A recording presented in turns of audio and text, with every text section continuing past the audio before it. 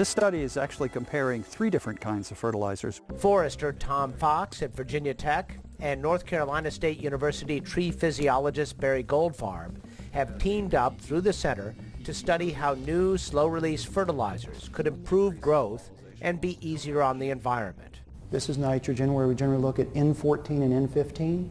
They're tracking the movement of nitrogen signatures from the fertilizer as they spread through the forest. It's also possible that those enhanced efficiency fertilizers will cycle through the ecosystem longer and give us a longer response. So instead of having to fertilize once every 5 years, we maybe fertilize once every 10 years.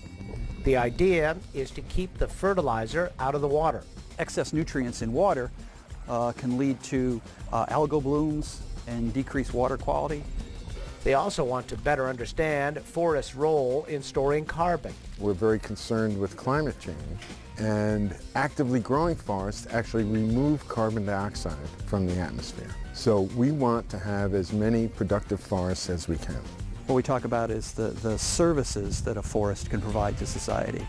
It is the clean water that comes from a forested watershed. It's the carbon that the forest can sequester. It can also be just the aesthetics of the forest, where people like to hike and walk through the forest.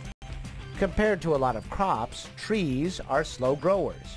So getting to the roots of how to best manage them will take years. But these guys are confident that some good old-fashioned teamwork will speed up their efforts. Knock on wood. For Science Nation, I'm Miles O'Brien.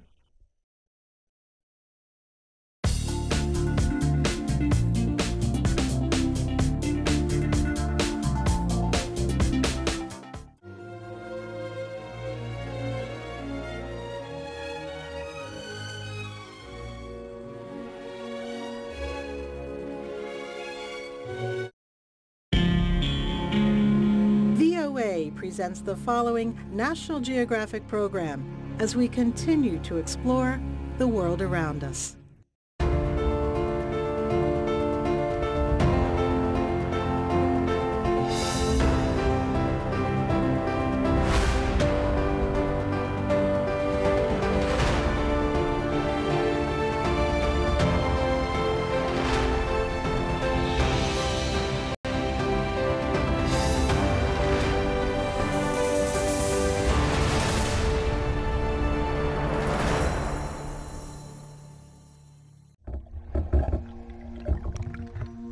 The last time I came here, I walked 90 miles across a dry, forgotten river channel. But in the spring of 2014, something happened. A river of sand became wet once again. And the first time the Colorado River kissed the sea in nearly 2 decades. We can bring a river back to life if we try.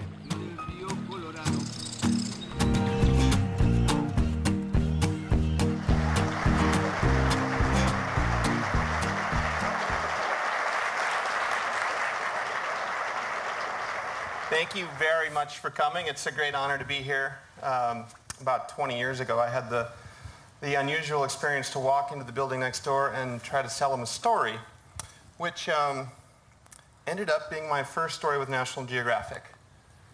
It was a story taking a biplane from London to Cape Town, South Africa. We reenacted the first African air passage. They did it in 1920, we did it in 1998. They did it in 43 days in 1920, we did it in 58 in 1998. But it gave me a very unusual perspective, not only on Africa and aviation, but on rivers. I got to fly up the length of the Nile River, the longest in the world. So I came home and started talking with my father, actually, who got me pointed in this direction of looking at the Colorado River, a river that I actually grew up on. But I didn't really know it that well, to be honest. I knew where the Grand Canyon is there in the middle, but I didn't really know what happens to the end of the river and below the Grand Canyon, and where does the river actually go? Where does it end? And as a native Coloradan who grew up right there in the Roaring Fork Valley, I thought it would be an interesting story to follow this river. So I came back home. I came back to a field I spent a lot of time in. I'd come every summer back home and work on a ranch and move sprinklers like this or flood irrigation systems, and I started wondering about the water and where this goes and how long would it take this water to actually go to the sea. So I followed it. I first started up in the mountains where I live. This is Pyramid Peak, 14,000 feet. I've actually skied this peak, and I skied it in June when there was 9 feet of snow. I took this photo on Christmas Day 2 years ago. There's 3 inches of snow. So we're facing some climate change issues, and we're also seeing some influence coming in from the west to us. This is Snowmass Peak, not far from where I live, also 14,000 feet, and you see that brown tint. That's actually dust that's been blown in from the west because of more development, basically through road construction, some oil and gas. And what happens is it creates this transevaporation process where the particles of the dust actually retain the sun's heat and melt the snow off faster. So we're losing our runoff at a much faster rate. They say we're losing the river, about 5% of the river, due to this transevaporation process. Now, the Colorado is not the largest or the longest river in the U.S. It's actually the 7th. But many would argue that it's the most loved and litigated. This is near Kremlin, Colorado, and if you look in the top of the frame, that's looking due east. I'm looking at the Continental Divide.